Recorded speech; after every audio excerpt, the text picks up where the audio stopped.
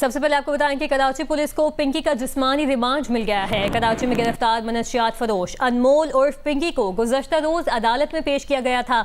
अदालत ने जिस्मानी रिमांड की सजा मुस्तरद करके जेल भेज दिया था। आज DIG साउथ का कहना है कि मुलजिमा के जिस्मानी रिमांड की दोबारा इस्तदा की गई। अनमोल उर्फ पिंकी पर माजी के मुकदमात की तफसीलात भी इकट्ठी कर ली गई हैं। पिंकी की अदालत पेशी के मौके पर VIP प्रोटोकॉल देने से मुताल्लिक तहकीकात से SSP साउथ को हटा दिया गया है। DIG west Irfan Baloch inquiry अफसर मुकर्रर कर दिया गया है।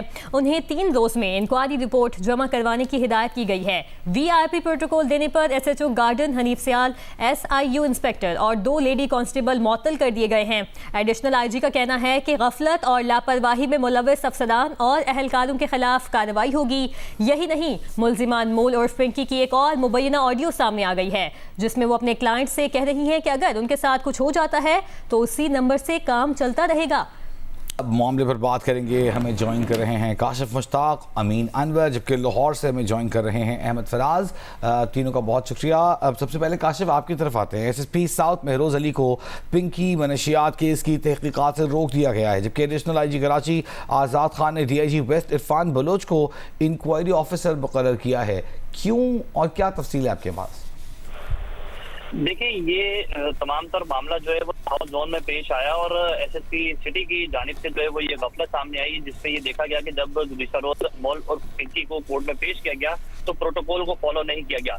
उसके बाद जो SSP साउथ है, ये भी साउथ जोन में ही आते हैं, तो इनको जो है वो इंक्वायरी अफसर मुकर्रर किया गया था। लेकिन अब से कुछ देर कबल जब हमारी एडिशनल IG कराची आज़ाद खान से बात हुई तो उनकी जानिब से ये बताया गया कि जो जोन है वो चेंज किया गया है। DIG वेस्ट जो जोन है उनको जो है वो इसका इंक्वायरी अफसर मुकर्रर किया गया है और मेजर अली को जो है वो हटा दिया गया है, उसको विड्रॉ कर दिया गया है।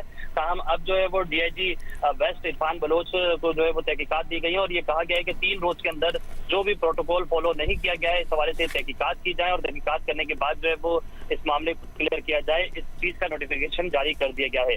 जबकि जो तफ्तीशी हुकाम है वो ये बताते हैं कि ऐसे ही पिंकी का जिस्मानी रिमांड जो है वो आज मौसूल हो गया है और इस हवाले से कंफर्म कर दिया गया है। तो DIG साउथ का ये बताना है कि जो तफ्तीशी टीम है वो इस वक्त जेल के लिए रवाना हो गई और सेंट्रल जेल से जो है वो इसकी कस्टडी ली जाएगी। कस्टडी लेने के बाद जो तहकीकात है इसके दायरे को वसी किया जाएगा। इसकी मुख्तलिफ ऑडियो सामने अब तक आ चुकी हैं, जिसमें जो ये मुख्तलिफ क्लाइंट्स का भी जिक्र करती हुई दिखाई दे रही है। 800 प्लस। अच्छा, ये बताइएगा काशिफ, सॉरी आपको रोकना पड़ेगा, पिंकी की गिरफ्तारी की वीडियो सामने आई है, साथ ही ये खबरें भी आ रही हैं कि गिरफ्तारी दिखाई गई है लेकिन यहाँ रहता कोई नहीं था। क्या मामला क्या है? देखिए, ये एक प्रॉब्लम सामने आई है कि जिस फ्लैट का मुकदमे के अंदर जिक्र किया गया उस फ्लैट पर एक फैमिली रिहाइश पजीर है और फैमिली का ये दावा है कि वो 6 से 7 साल से यही इसी फ्लैट पर रह रही है। तो इस हवाले से भी तहकीकात कर दी गई, जबकि एक वीडियो भी मंजर आम पर आ गई है जिसमें ये देखा जा सकता है कि जब पुलिस की इनिशियल टीम जब फ्लैट के बाहर पहुंचती है और छापामार कार्रवाई करती है, पिंकी का मोबाइल फोन लेती है, उस वीडियो के अंदर देखा जा सकता है।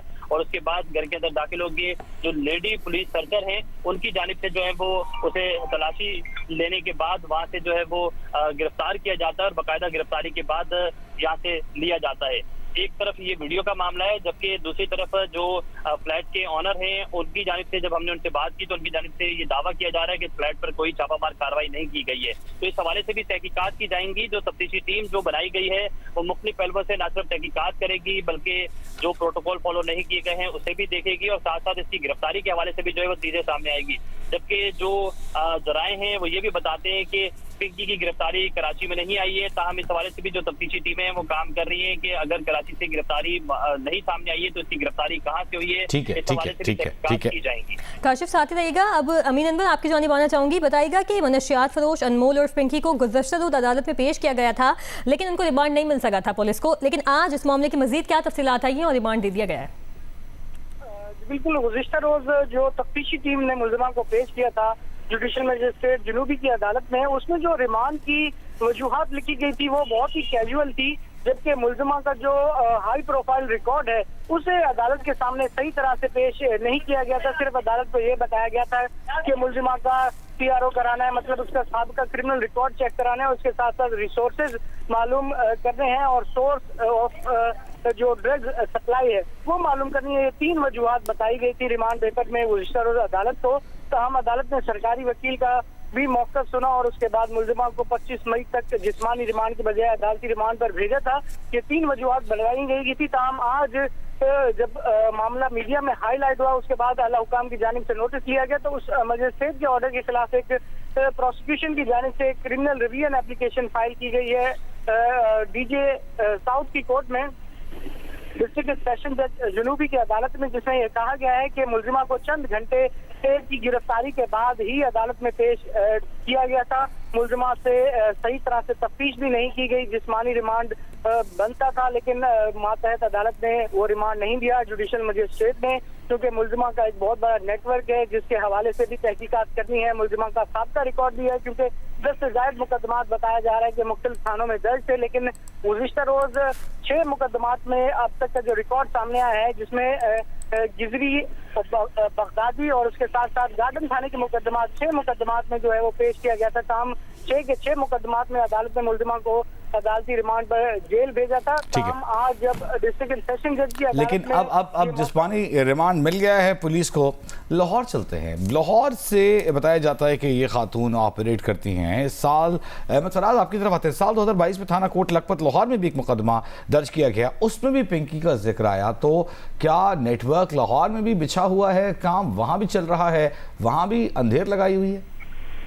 बिल्कुल आपने दुरुस्त फरमाया, ये लाहौर में ही बैठकर ये मंशियात पुलिस पे इतना बड़ा नेटवर्क चला रही थी और उसी की वजह से एक मुकदमा लाहौर में एक ट्रेस हुआ है, जिसमें ये पता चला है कि थाना कोट लखपत में 2022 में एक 9C का मुकदमा था मंशियात का, उसमें इसको और इसके भाई जो रियाज बलोच था उनके खिलाफ ये मुकदमा दर्ज किया गया था।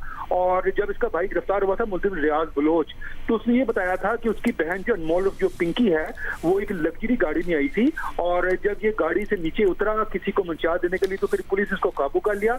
लेकिन जब अनमोल और पिंकी ने इसको देखा कि ये पकड़ा गया है तो वो फिर गाड़ी भगा के ले गई थी। और पुलिस का ये भी कहना है कि पिंकी के भाई के खिलाफ थाना कोट लखपत में जी बहुत शुक्रिया। काशिफ मुश्ताक और अमीन अनवर कराची से हमें आगाह कर रहे थे, जबकि अहमद फराज हमें लाहौर से इस हवाले से तफसीलन आगाह कर रहे थे। कौमी असम्बली का इजलास इस वक्त जारी है। वफाकी वज़ीर तवानाई सरदार उवैस लगारी का तवज्जो दिलाओ नोटिस पर इज़हार ख्याल जारी है। अल्हम्दुलिल्लाह सिंध के प्रोविंस के अंदर वहाँ की लॉ एनफोर्समेंट एजेंसीज की सपोर्ट के साथ हैदराबाद में 68 फीडर्स ऐसे हैं जो इनके ऊपर लोड शेडिंग पहले हो रही थी और पिछले 3 महीने के अंदर हम उसको 0 लोड शेडिंग के ऊपर लेके आए हैं।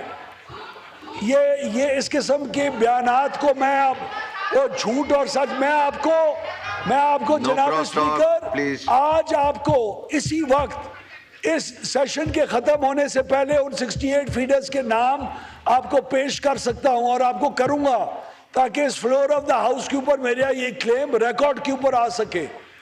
तो हमारी बड़ी क्लियर प्रायोरिटीज हैं और ये बात फरमा रहे हैं कि ये अपने नुकसान क्यों नहीं कम करते। पहला साल इस हुकूमत का पावर डिवीजन ने टैक्स पेयर का फाइनेंस मिनिस्ट्री से 1260 अरब रुपए का बोझ था टैक्स पेयर के ऊपर, इस 760 के बजाय 890 अरब रुपए सिर्फ हम लोग जी ले रहे हैं।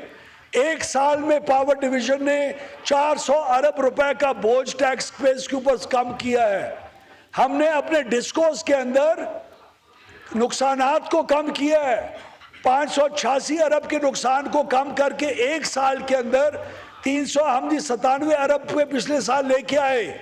इस साल 397 अरब से मजीद कमी लेके आ रहे हैं जो 30 जून के अंदर है। आपको मैं सिर्फ एक लेस्को की मिसाल देता हूं।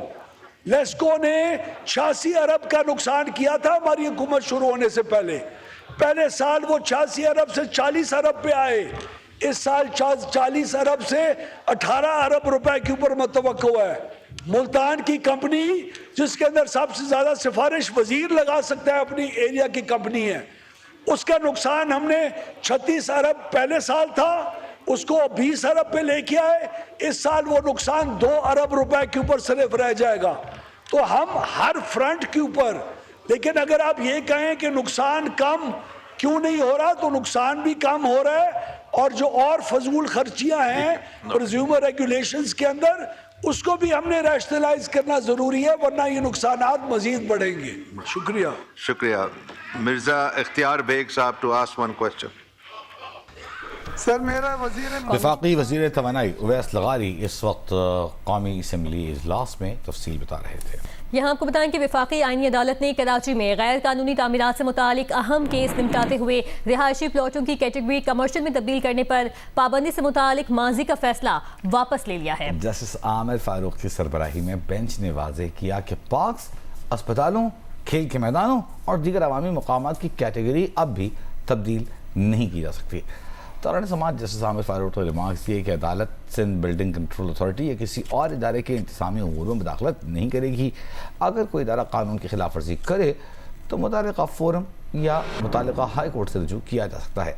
अदालत ने कहा कि अज खुद नोटिस का इख्तियार अब ख़त्म हो चुका। अगर किसी को हाई कोर्ट के फैसले से दाद रसी न मिले तो वो अपील दायर कर सकता है। जस्टिस आमिर फारूक ने मज़ीद कहा कि सुप्रीम कोर्ट का साबिक़ा फैसला किसी इदारे की कानूनी कार्रवाई में रुकावट नहीं बनेगा, जबकि तवक्को है कि टाउन प्लानिंग के इदारे नेक नीयती से काम करेंगे।